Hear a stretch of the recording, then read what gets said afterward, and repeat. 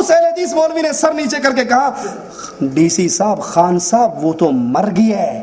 کہتا ہے مر گیا؟ اور ماڑا پھر تمہارے گھر میں کون آتا ہے؟ تو یہ دونوں سلسلے ان کے ہاں روحیں آتی ہیں. سنیے تھانوی صاحب کیا فرماتے ہیں.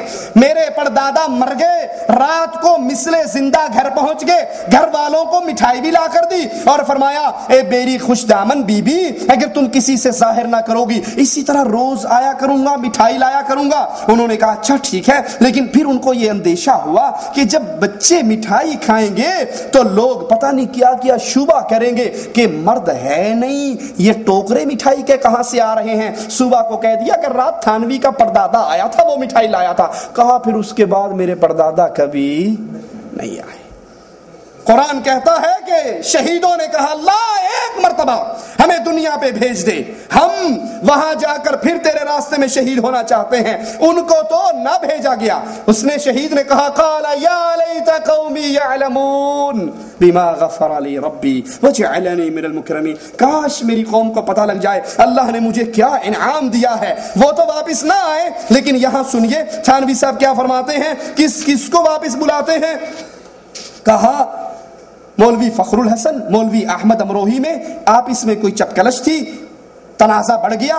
مولوی محمود الحسن شیخ الہند وہ اگرچہ اس جھگڑے میں شریک تو نہ تھے لیکن وہ بھی کسی ایک طرف جھک گئے. تو ایک دن کیا ہوا، صبح کی نماز کے بعد مولانا رفیع الدین نے مولوی محمود الحسن کو اپنے حجرے میں بلایا جو دارالعلوم دیوبند میں ہے، ارواح ثلاثہ صفحہ 233، حکیم اشرف التھانوی. کہا اندر آ جاؤ.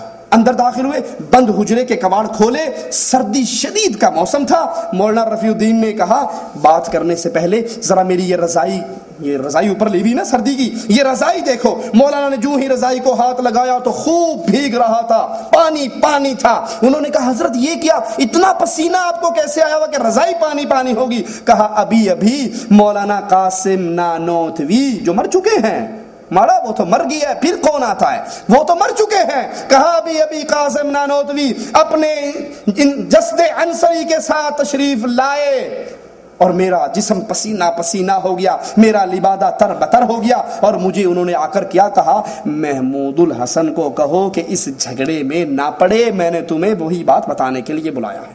جب علی اور عائشہ کی جنگیں ہوئی تو نبی کیوں نہیں آگے تھے؟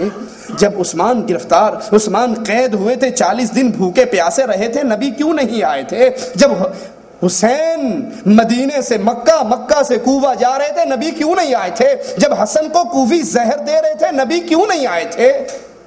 ان کے مولوی محمود الحسن کی صلح کروانے کے لیے تو اللہ کے نبی صلی اللہ علیہ وسلم آگے صرف صلح کروانے نہیں آئے، بلکہ وہ طاہر القادری کہتا ہے نا اللہ کے نبی میرے پاس آئے اور چندہ مانگا. تو ڈرامہ یہاں بھی کچھ ایسا ہی چلتا ہے. یہ صفحہ 382 ہے اسی کتاب کا، اور یہاں پر چندہ مانگنے کا نیا طریقہ سنیے. کہتے ہیں کہ والد صاحب نے فرمایا، دیوان محمد یاسین مرحوم جو نانوتوی کے خدام میں سے ان کا ذکر جہر مشہور تھا، وہ کہتے ہیں میں بیٹھا ذکر کر رہا، اچانک کیا دیکھتا ہوں مسجد کی چھت بھی نہیں ہے، مسجد کا مدرسہ دارالعلوم دیوبند کی چھت بھی نہیں ہے اور اس کی گنبد بھی نہیں ہے، بلکہ آسمان سے عظیم الشان روشنی اور نور آتا ہے جو آسمان تک فضا میں پھیلا ہوا. یک میں نے دیکھا آسمان سے تخت اتر رہا ہے، اس پر رسول اللہ تشریف فرما ہے اور چاروں خلیفہ موجود ہیں. وہ تخت اترتے بالکل میرے قریب آ کر مسجد میں ٹھہر گیا. نبی نے صلی اللہ علیہ وسلم نے خلفائے اربعہ میں سے ایک سے کہا بھائی ذرا مولوی قاسم نانوتوی کو بلا کر لاؤ. وہ ایک خلیفہ باہر گئے اور باہر جا کر مولانا نانوتوی کو لے کر آ گئے. اللہ کے نبی نے فرمایا مولوی نانوتوی مدرسہ دیوبند کا حساب کتاب چیک کراؤ.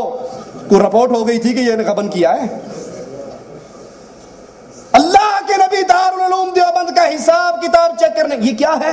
وہی طاہر القادری والا حربہ کہ میں نے تو نبی سے وعدہ کیا ہے نا، اب میرے پاس تو ہے نہیں، تم دو گے تو نبی کو دوں گا. جیسے شیعہ کہتے ہیں تم دو گے تو 12ویں امام کو دیں گے، تو یہ بھی کہہ رہے ہیں کہ بے فکر ہو کے دارالعلوم دیوبند میں چندہ دو، کیونکہ ہمارا حساب کتاب کرنے کے لیے کون آتا؟ اللہ کے رسول آتے ہیں. اور اگر کوئی یہ دعویٰ کرے گا کہ یہ دیوبند والے چندہ کھاتے ہیں، کہیں گے بکواس کرتے ہو، ہمارا حساب کتاب تمہیں چیک کرنے کی جرت نہیں ہے، کیونکہ یہ چیک بذات خود کون کرتا ہے؟ وہ میلاد میں دیکھا نا کرسی سجی ہوئی ہوتی ہے، کسی نے کہا بھائی یہ کرسی کیوں سجی ہوئی، بیٹھ جاؤں؟ کہا گستاخ، یہاں تو رسول اللہ آ کر بیٹھیں گے. اس نے کہا اچھا ٹھیک ہے، جب آئیں تو مجھے دکھانا، میں بھی ذرا زیارت کر کے صحابی بن جاؤں. کہا تو وابی بے ایمان، تیری آنکھ بڑی گستاخ ہے، دیکھ ہی نہیں سکتی. اس نے کہا میں آنکھ بند کر لاں گا, میرا ہاتھ لوا دے اجے, میری آنکھیں بند ہو جائیں گی, میرا ہاتھ لگا دینا یہ رسول اللہ. تو کہا کہ اللہ کے نبی آئے اور کہنے لگے مولوی قاسم ننوتوی لاؤ دارالعلوم دیوبند کا حساب کتاب چیک کرواؤ. حضرت نے کیا حاضر, اور فوراً حساب کتاب بتلانا شروع کر دیا, ایک ایک پائی کا حساب دیا. رسول اللہ کی خوشی اور مسرت کی انتہا نہ رہی, بہت خوش ہوئے اور فرمایا اچھا مولانا اب ہمیں اجازت ہے. آپ نے عرض کی جو آپ کی مرضی مبارک ہو. اس کے بعد وہ تخت آسمان کی طرف عروج کرتا ہوا نظروں سے غائب ہو گیا. خواب کی بات نہیں, یا باقاعدہ تخت آ اور جا رہے ہیں, حاضر ناظر ہیں.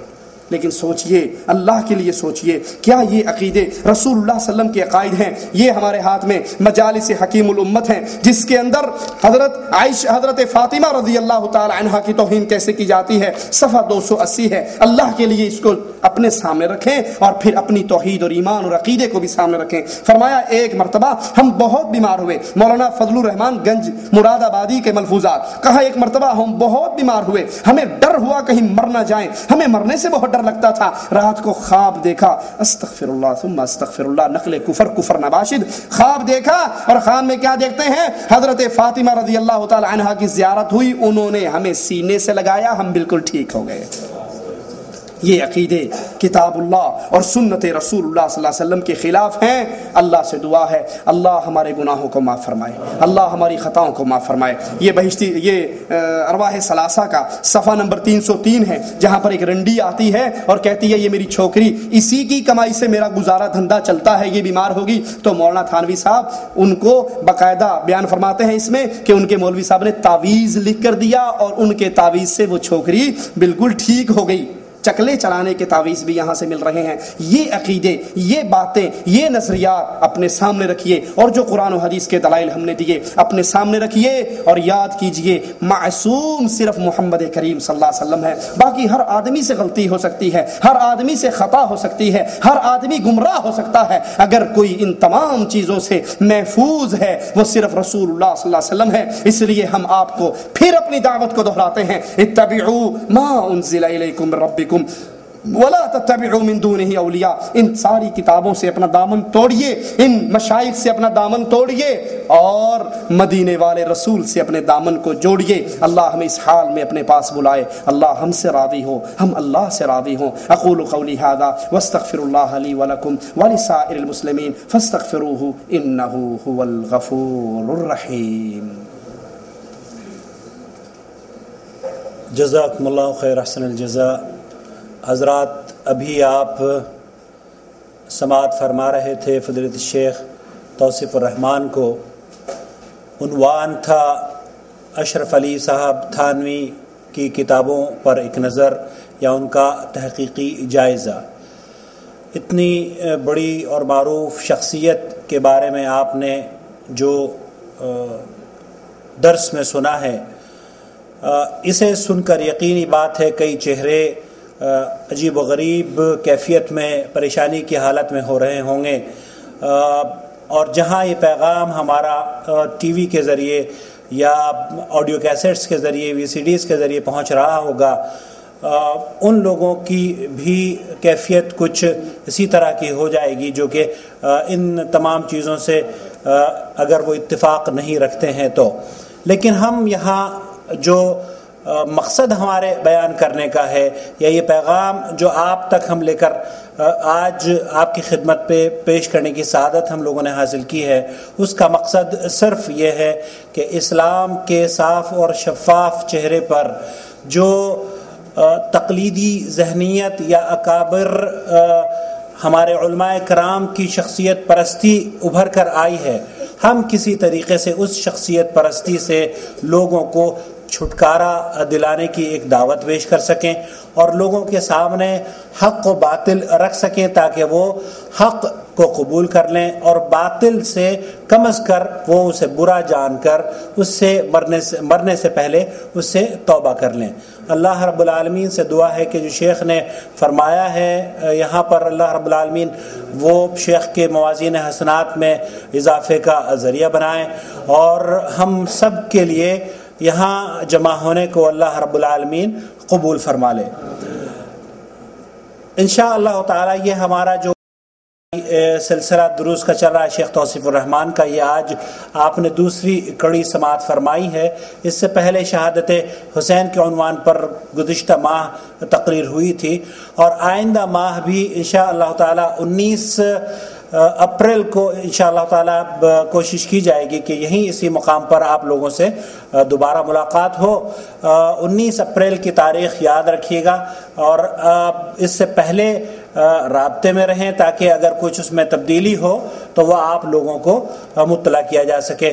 اخوان کی خواہش تھی کہ شیخ معراج ربانی سے رابطہ کیا جائے اور ان کو بھی مدعو کیا جائے، تو ان لوگوں کے میں ان کو بتانا یہ چاہتا ہوں کہ شیخ معراج ربانی سے گزشتہ ہفتے رابطہ ہوا، اور ان سے بھی انشاءاللہ تعالی وقت لے کر بہت جلد ہی انہیں بھی جدید دعوت سینٹر کی طرف سے یہاں پر مدعو کیا جائے گا۔ اب سوال و جواب کی نشست کا آغاز کرتے ہیں۔ آپ لوگوں کے پاس اگر کوئی سوال ہوں اور خاص طور پر اس ٹاپک سے ریلیٹڈ، تو براہ کرم وہ ہمارے سامنے پیش کر دیں تاکہ ہم شیخ کی خدمت میں وہ رکھ سکیں۔ یہ جو عناوین آپ لوگوں کے سامنے پیش کیے جا رہے ہیں یہ صرف اس لیے ہیں کہ آپ لوگ ان عناوین کو سن کر، ان تقریروں کو سن کر متنبہ ہو جائیں، اور یہ پیغام آپ مختلف ممالک میں کوشش کریں کہ کسی نہ کسی ذرائع سے، ٹی وی کے ذریعے یا انٹرنیٹ کے ذریعے دوسروں تک کی بات پہنچ سکے۔ آپ کو جو بولنا ہے وہ لکھ کر اگر آپ دے دیں تو بڑی مہربانی ہوگی۔ شیخ صاحب سوال ہے، سوال یہ ہے کہ شیخ صاحب آپ ایک عرصے تک ویڈیو کے خلاف ہوا کرتے تھے، آج آپ نور ٹی وی کے بارے میں بھی کام کر رہے ہیں، براہ کرم رہنمائی فرما دیجیے۔ سوال مجھے دے دیں، ساتھ میں خود ہی پڑھتا رہتا ہوں۔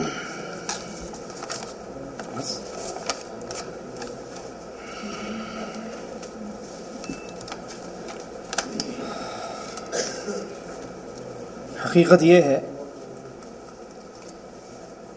کہ اہل ایمان پر، اہل توحید پر ہر میدان کے اندر اللہ کی توحید کو بیان کرنا واجب ہے، اور جب سے کیو ٹیلی ویژن کا آغاز ہوا ہے اس وقت سے شرک اتنی کثرت سے نشر ہو رہا ہے، اتنی زیادتی سے اور اتنی تیزی سے پھیل رہا ہے کہ اس کو ہزاروں نہیں لاکھوں افراد دیکھتے ہیں۔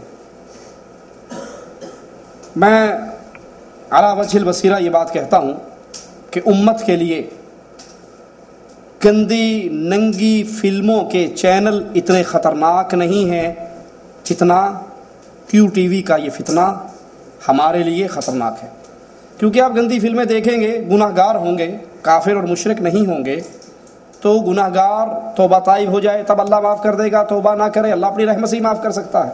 لیکن کیو ٹیلی ویژن کے ذریعے اتنا شرک پھیل رہا ہے، کہیں استخارے کے نام پہ، کہیں قبروں کی پوجا کے نام پہ، تو ہم مجبور ہو کر اس بیماری کا جواب دینے کے لیے میدان میں آئے ہیں کہ یہ فتنہ گھروں میں پھیلا ہوا ہے۔ جس گھر کے اندر میں نے اپنی آنکھوں سے دیکھا، اسلام آباد G11-2 کے سامنے ایک گراؤنڈ ہے جہاں پر یہ جھگی والے، جھوپڑی والے بیٹھتے ہیں، مزدور ٹائپ لوگ، ان کے گھروں کے پاس سے میں گزرا، شاید ان کے گھر کے اندر کھانے کو کھانا نہ ہو، آٹا نہ ہو، لیکن ڈش انٹینے کی لعنت ہر گھر پہ سجی ہوئی ہے، اکثر گھروں پہ سجی ہوئی ہے۔ اور جب محرم اور رمضان کا مہینہ آتا ہے تو محرم کے اندر بھی گانے سننے جائز نہیں ہے نا؟ کیا خیال ہے؟ باقی دنوں میں جائز ہے، محرم میں جائز نہیں ہے، تو محرم اور رمضان میں خصوصی طور پر کیو ٹیلی ویژن کو ہی دیکھا جاتا ہے، اور یہ کھلا کر شرک کی دعوت دے رہا ہے۔ تو ہم اس زہر کا علاج کرنے کے لیے نور چینل کو لے کر آگے چلے ہیں کہ جہاں جہاں تک یہ کفر اور شرک پھیل رہا ہے، اللہ ہمیں توفیق دے، ہم وہاں تک اللہ کی توحید کا پیغام پہنچائیں۔